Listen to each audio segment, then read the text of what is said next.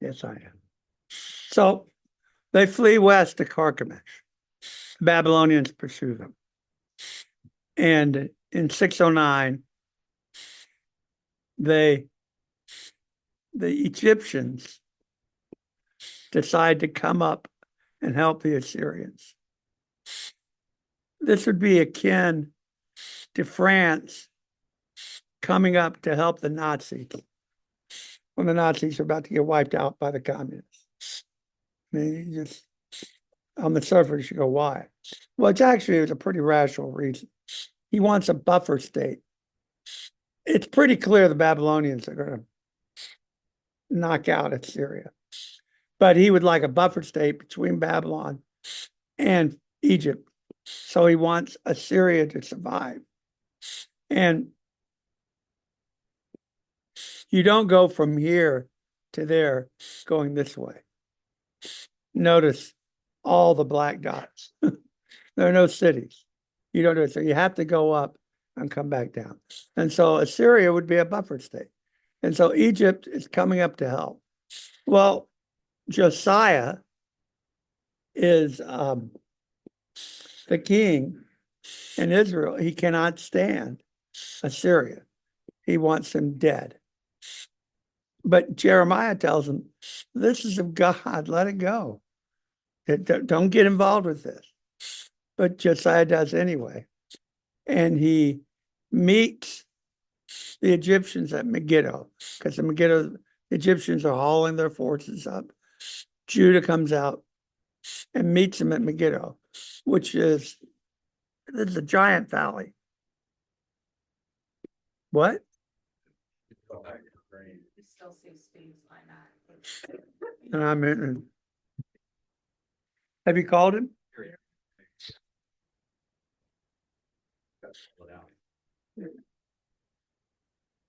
Yes, that's it. So the Egyptians are coming up. This is a giant valley. I was going to try to show you. In fact, I can go like this.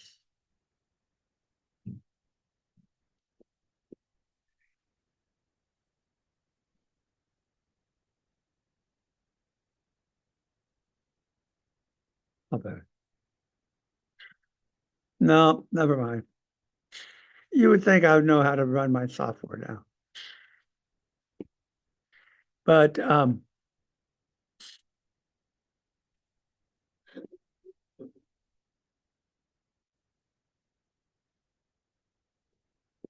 dadgummit. Well, bottom line is giant valley. This is where Armageddon is. And at the end of time, this is where the final battle will be. It's here. But the Egyptians come up. Josiah meets them, and he manages to slow the Egyptians down, but he gets killed in the process. The Egyptians go up. They make it to Carchemish, but too late to rescue them. The Babylonians sack them, and the Egyptians have to go back. And when they're heading home, when they pass through Jerusalem, Pharaoh Necho II, as a matter of fact, stops and removes Josiah's son became king. He removes him, takes him to Egypt where he dies. And he puts his other son on the throne and changes his name and puts him on the throne. And so that king in Judah owes his throne to Egypt. So he's going to be loyal to them.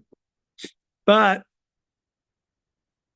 meanwhile, the Babylonians, Assyria's in bad shape. And in 605, they flee even further over here. There's barely a remnant. And the Babylonians attack them. Nebuchadnezzar does. And he wipes them out. And so by 605, the Assyrians are destroyed. There's nothing left. The Nazis have been wiped out. And so now Moscow and its troops are there. And at this time, 605, 604, the king of Babylon dies, just dies, not murdered or anything. And Nebuchadnezzar is proclaimed king. He's the general, and so he has to go back and he has to solidify his kingdom. And in that process, he hauled some Judeans, don't ask me how, got hauled off, including Daniel, who's just a civic official. He gets hauled off to Babylon. Nebuchadnezzar comes back down, and he's going this way. He's going south. And he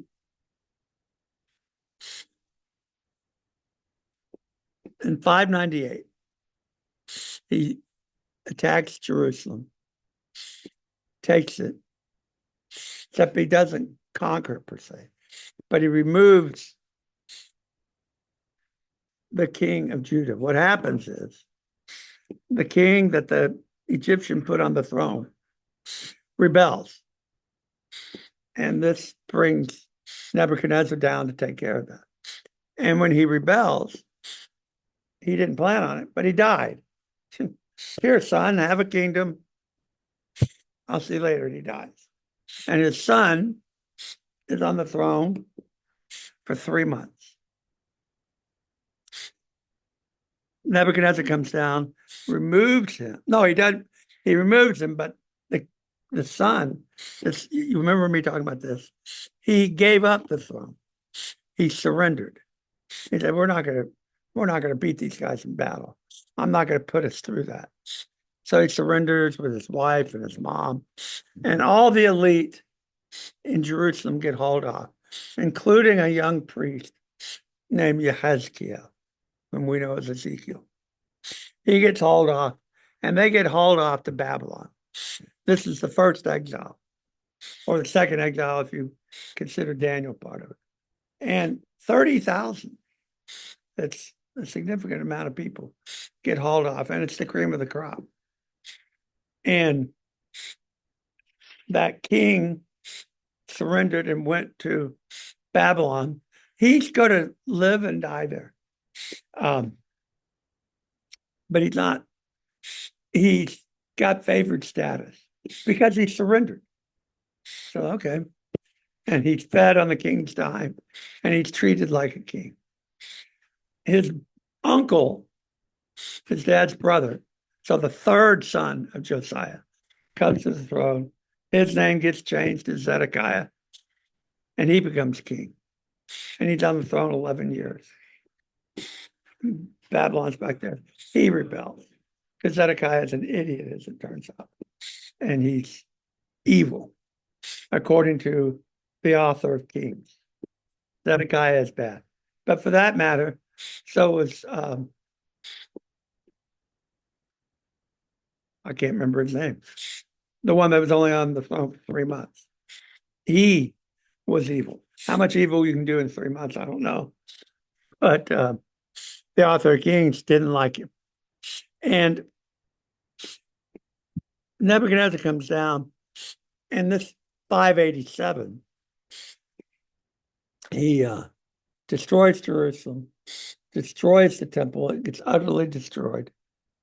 And the rest of the people have hauled off. And what Babylonians do is they change populations. They take populations from elsewhere in their empire, move them to Judah, put them in there, and take the Judahites and move them into Babylon somewhere. Why? Because if you've been transplanted, you're too busy trying to figure out how to survive to rebel. I don't live in the mountainous regions of Assyria. So how in the world am I supposed to raise crops? I'm from Judah. And the reverse is true for the others.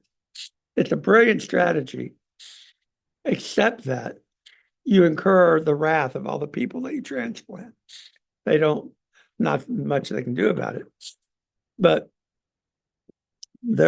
Babylon's in control. And then in 539, that's 587. So 605, Assyria falls. 598, that exile of Ezekiel. 587, the final exile and the destruction of Judah. It's not an entity anymore. It becomes a part of the kingdom of Babylon. 50 years later, 539, Babylon suffers the same fate that Assyria suffered, in that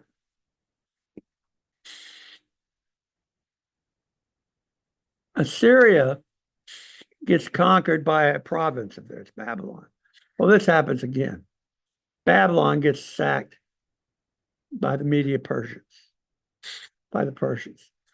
The Babylonians are not good kings. They're not. The people don't like them. The priests don't like them. And the Babylonians come to Babylon. I mean, the Persians come to Babylon.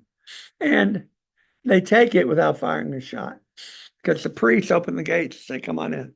We want this guy gone. And the Persians take over. And remember what I told you about the Persians. They're monotheists, don't believe in the God of Israel, but they're not your normal pagans. And they're very, well, the kings are of a different breed. Remember what Cyrus does in Jeremiah. He's called, no, it's in Isaiah. He's called the Messiah. He's called Yahweh's Messiah. And he issues his famous decree. All you peoples that the Babylonians have transplanted over the years, if you want, you can go home. You may not want to. I understand that. You've been here it was your great grandfather that got hauled off. You're used to here. You're a Babylonian now. That's cool. If you want to stay here, you can. But if you want to go back, I'll pay for it. I'm going to give you all your temple stuff that the Babylonians stole. Give it back to you. I want you to go back to your homes, rebuild your temples, restock it with your stuff. All I ask is that you pray for me. And he becomes a hero. And remember, give me a C, give me a Y. And this is the famous, which we have copies of, the decree, where he issues this, where they can go back. And this is what we're going to see in Ezra Nehemiah, is that return and that stuff. Not everybody goes back. Babylon becomes a major center of Judaism. The Talmud was written in Babylon, for example. And you all know what the Talmud is, the Jewish holy books beyond the Bible. So this is the background. And we're about to read about Ezekiel. So Ezekiel is a young priest. Priests come into office when they're 30. So it's his 30th birthday, and he finds himself by a canal in Babylon. He's going, what the H-E double toothpicks? What am I doing here? And that's when God calls him.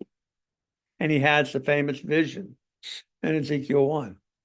Minding his own business, and then he sees freaking spaceship, God's chariot up there, watching this. And his calling gets changed. He's called to be a prophet. And he's going to, and what you have then is Jeremiah as a prophet to Judah. He's still in Judah over here. Jeremiah's over here.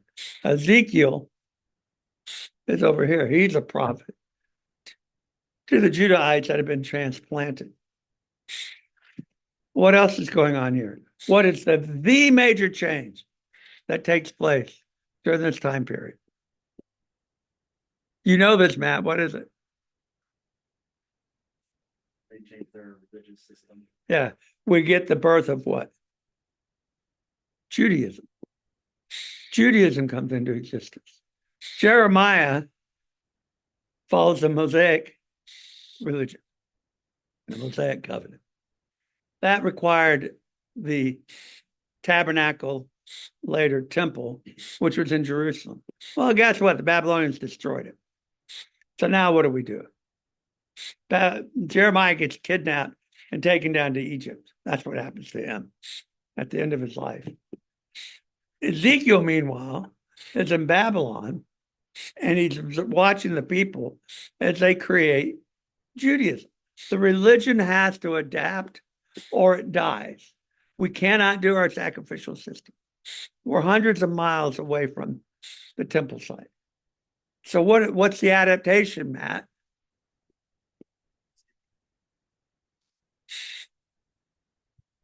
Study the Torah. Do that in groups. That's what synagogues are for. What's almsgiving? It's offerings to poor people. Taking care of the poor. And prayer. Remember, Judaism is a personal, intimate religion. It involves corporate stuff, but you're actually talking to your deity, not what's going on in Babylon. Now, the Zoroastrians, which is what the Persians are, I don't know enough about their religion to know what if they have relationships like that. I do know it's monotheistic, and that's different than a normal pagan religion. And the interaction between the Jews and the Zoroastrians created some changes in Judaism. It had an influence. So Ezekiel, this is what's going on when Ezekiel is on the scene. And what we get is the writings of his various visions and his experiences. If you read Ezekiel, you'll notice that quite a few of them, there's like 7 datings. He'll say year 10, month 7, or some such. Let's see, 1, 2, 3, 4, 5. There are 5 dating, but they're not in order. When you read them, he goes from year 9, 11, 10, 27, and then back to year 11. So it's not arranged chronologically. He's doing something else. All right. And before we go out to eat donuts, I want us to look at Ezekiel 1. We'll get rid of the net, make this bigger. So is that visible? Yes. Julie, would you read for me? In the 13th year. Okay, let's try again. Oh, sorry. In the 30th.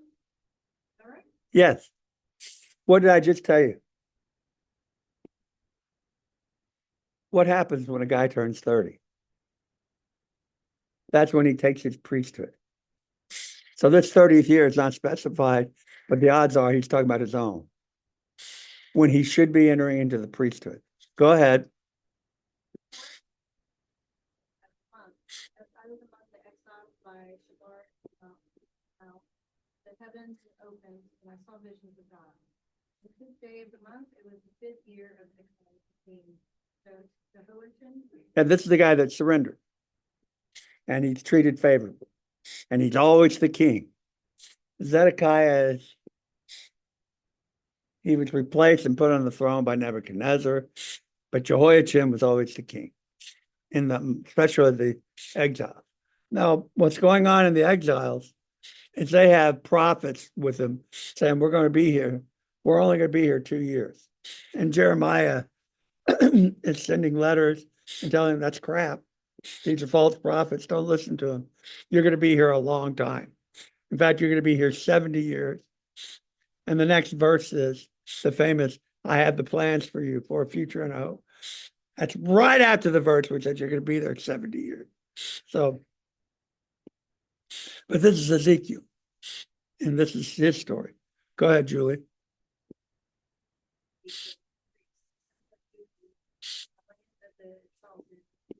Hold hands.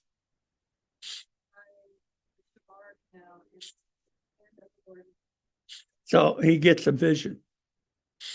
We'll get a good start of it. And notice I switches to first person language.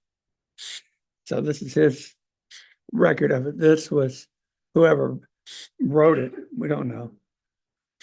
And I looked, behold, a stormy wind came out of the north, and a great cloud with brightness around it, and fire flashing forth continually, and in the midst of the fire, as it were gleaming metal.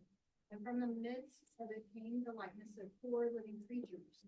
And this was their appearance. They had a human likeness, but each had 4 faces, and each of them had 4 wings.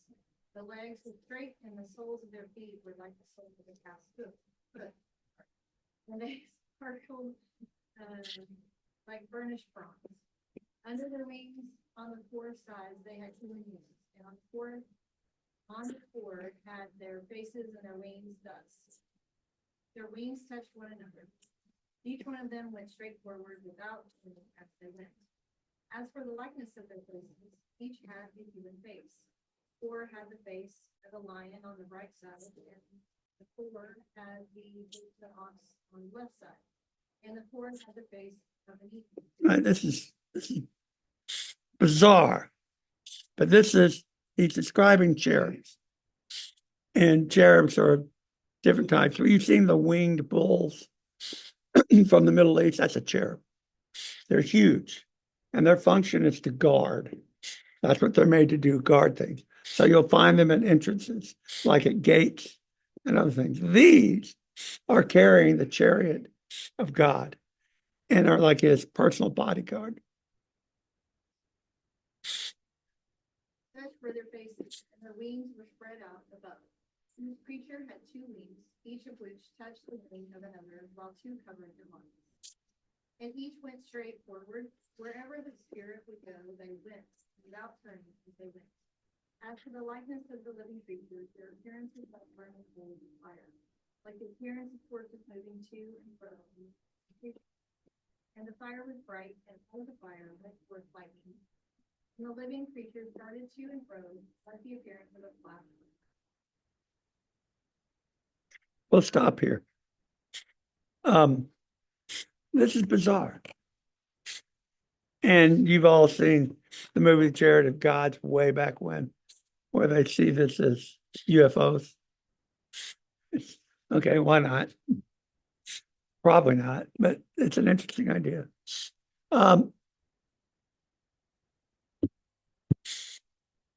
This is what calls Ezekiel to be a prophet and what he's going to have to live through.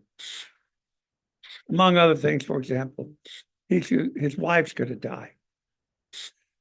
And the day that he finds her dead is when he gets word that Jerusalem's been sacked. Remember, he got hauled off in 598. Jerusalem doesn't get destroyed for another 11 years, but he has to deal with that when it comes. And God's telling him, I don't want the people in Babylon mourning. This is my judgment on Jerusalem. I don't want you guys mourning this. And so he doesn't get to mourn the death of his wife, for example. This is what it's like to be a prophet of God.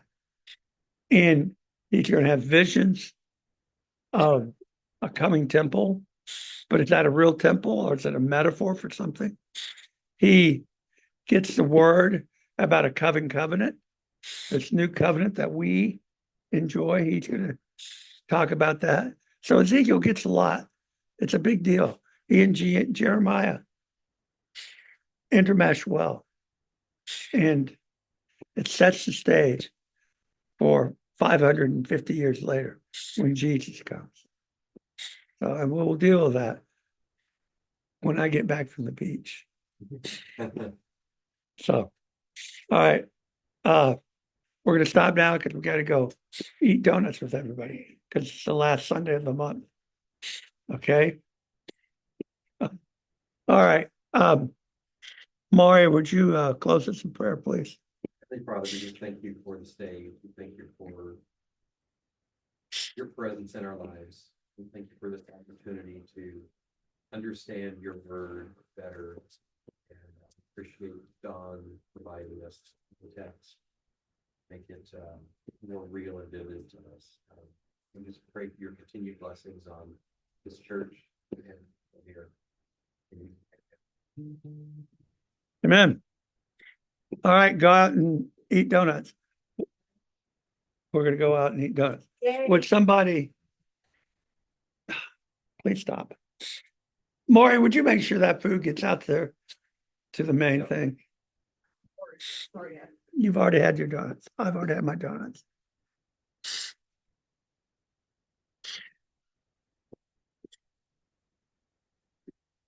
Was the image that Ezekiel sees completely foreign to him at that time, or was he pulling from